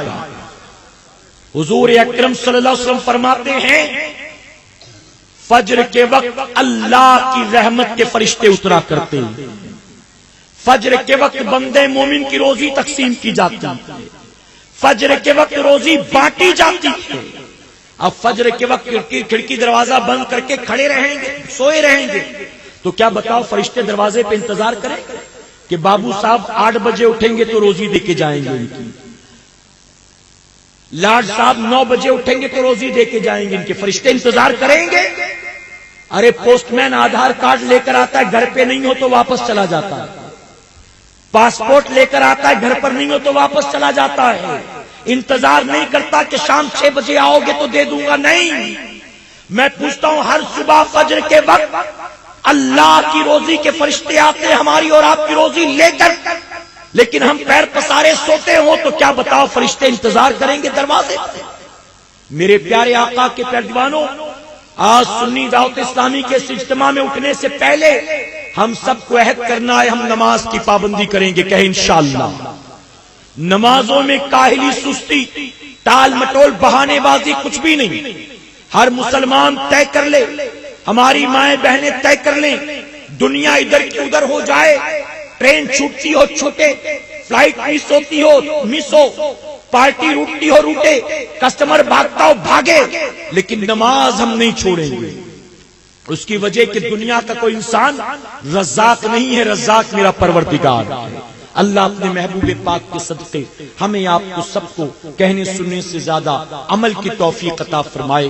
درمیان گفتگو مجھ سے جانے انجانے میں کسی طرح کی غلطی خامی رہ گئی، آپ سب کو گواہ بنا کر سچے دل سے توبہ کرتا ہوں، رب میری توبہ قبول فرمائے اور ہماری اس محفل کو قیامت میں ہمارے لیے، ہمارے والدین کے لیے بخشش و نجات کا ذریعہ بنائے۔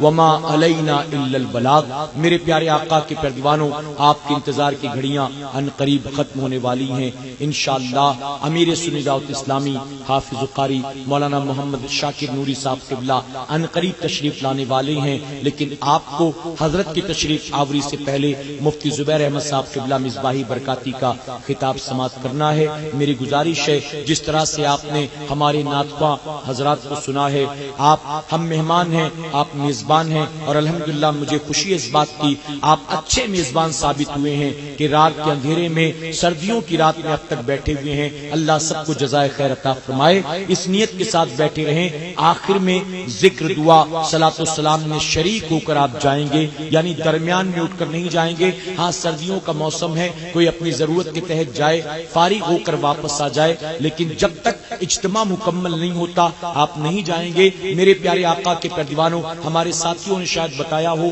نہیں تو میں آپ کو بتا دوں، امیر سنی دعوت اسلامی حافظ قاری مولانا محمد شاکر نوری صاحب قبلہ کل ہی بامبے پہنچے ہیں دوپہر 12 بجے عمرہ کر کے، یعنی مدینہ شریف کی حاضری سے کل آپ بامبے پہنچے، اور ہمارے اصرار پر حضرت آج سفر کر کے ہمارے یہاں پہنچے ہیں. اور آپ جو ہے سوچ سکتے ہیں کہ کتنے گھنٹوں کا مسلسل سفر طے کر کے آ رہے ہیں، اور بیان کے بعد پھر دوبارہ مسلسل سفر کرنا ہے.